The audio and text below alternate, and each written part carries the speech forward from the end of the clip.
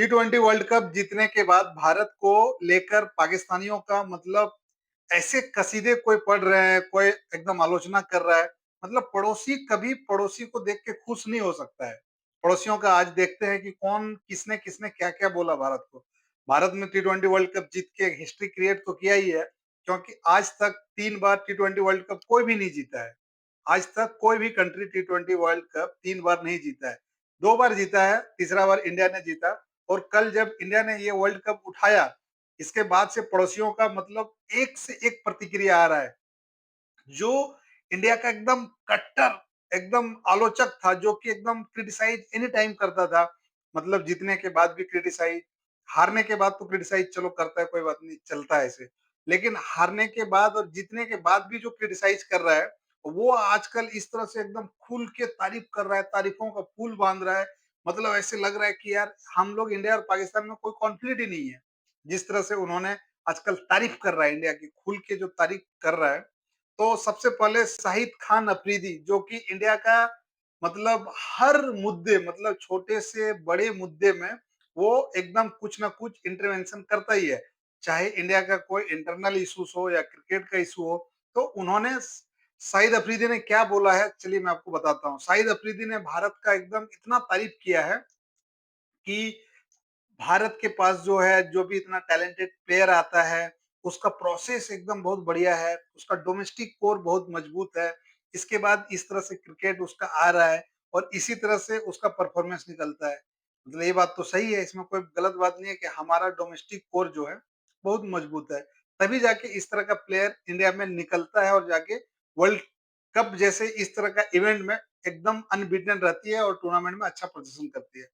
और इसके बाद से जो प्लेयर जो बड़ा-बड़ा प्लेयर है, वो जितने भी आईपीएल के मैचेस होता है, उसमें जितना भी प्रेशर होता है ना, वो पूरा आईपीएल के मैचों में ऑब्जर्व कर लेता है। तो बड़े-बड़े स्टेज में वो कभी प्रेशर होता ही नहीं है।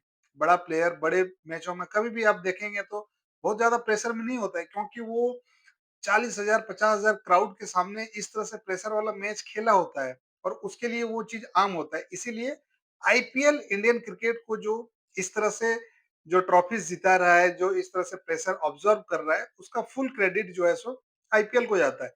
डेफिनिटली आईपीएल को जाता है, क्योंकि वहाँ ऐसे-ऐसे प्लेयर को प्रेशर मतलब ऑब्ज़र्व करने का कैपेबिलिटीज़ वहाँ से पैदा होता है। इसके बाद अफरीदी ने खासकर भारतीय खिलाड़ियों की तारीफ की, जैसे संजू सैमसन जो इस टूर्नामेंट में मैन ऑफ द सीरीज रहा, जसप्रीत बुमराह जो कि मैन ऑफ द मैच रहा और भारत इस टूर्नामेंट नहीं मतलब पूरे टूर्नामेंट में शानदार खेल दिखाया और इसीलिए वो क्रिकेट वर्ल्ड कप के सही हकदार है। ये शाहिद अफरीदी बोल रहा है, जो कि शाहिद अफरीदी मतलब वो क्रिटिसाइज करते नहीं थकता था। इसके बाद बाबा मोहम्मद आमिर, फिक्सर बाबा उसको बोलते हैं हम लोग, फिक्सर बाबा। फिक्सर बाबा ने तो भाई रिकॉर्ड ही ब्रेक कर दिया, वो सारा रिकॉर्ड ब्रेक कर दिया उन्होंने। पहले तो वो बोल रहा था कि इंडिया वेस्ट इंडीज से हार जाएगा, इंडिया बाहर हो जाएगा। इसके बाद हम लोग वहां से जीते, सेमीफाइनल में गए, फिर वो बोल रहा था कि इंडिया तो इंग्लैंड से हार जाएगा। लो भाई वो भी हम लोग जीत गए। इसके बाद जब हम लोग फाइनल में गए, इंडिया और न्यूजीलैंड का फाइनल, तो फिक्सर बाबा ने ऐसे भविष्यवाणी कर रहा था, मतलब मतलब अरे यार मोहम्मद आमिर यार, कम ऑन यार, ऐसे मत बोलो। इसके बाद उन्होंने बोल रहा था कि न्यूजीलैंड के साथ हार जाएगा इंडिया, लेकिन उस फिक्सर बाबा का बात जितना वो बोला उसके अपोजिट में हम लोग गए। वेस्ट इंडीज के साथ हार जाएगा, वहां जीते। इंग्लैंड के साथ हार जाएगा, वहां जीते। इसके बाद से जब हम लोग फाइनल में गए न्यूजीलैंड के साथ, वहां हार जाएगा, फिर वहां हम लोग जीते।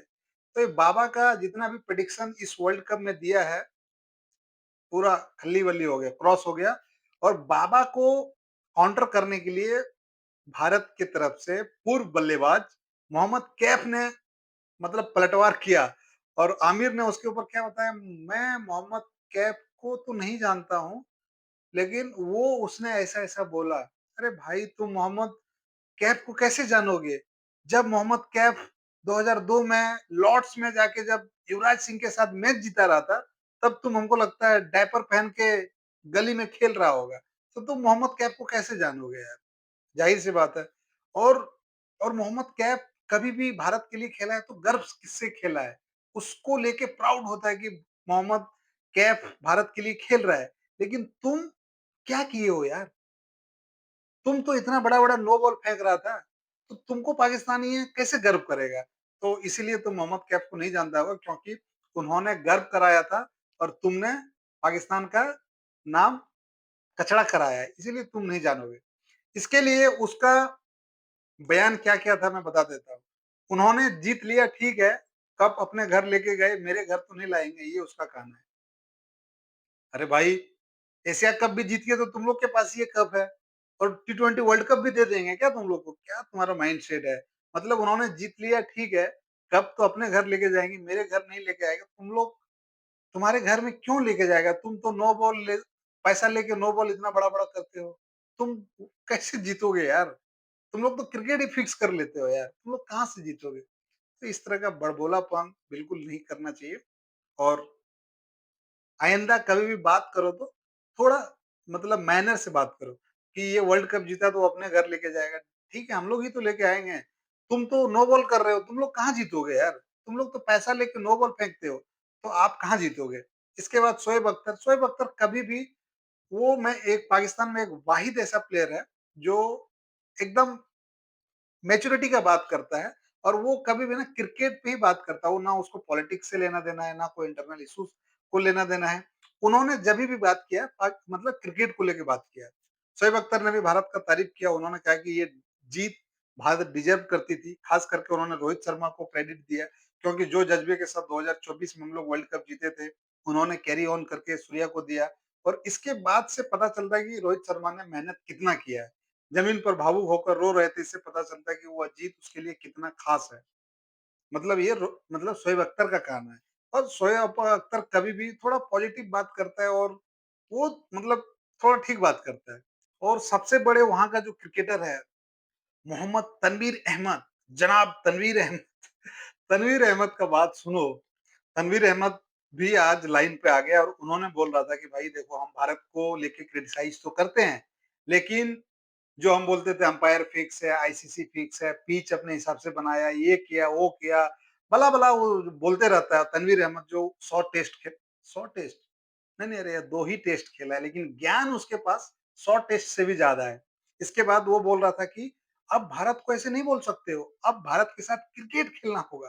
क्रिकेट खेल के जीतो, तभी आप जीतोगे। तो तनवीर अहमद जैसे आदमी, बड़बोला आदमी, वो अब ट्रैक पे आ गया, लाइन पे आ गया। तो आमिर को भी होपफुली आ ही जाना चाहिए, उसके लिए अच्छा होगा। क्योंकि इंडिया आप जितना बार बोले हो फिक्सर आमिर, इंडिया अच्छा ही करते गया है और जीतता ही गया है।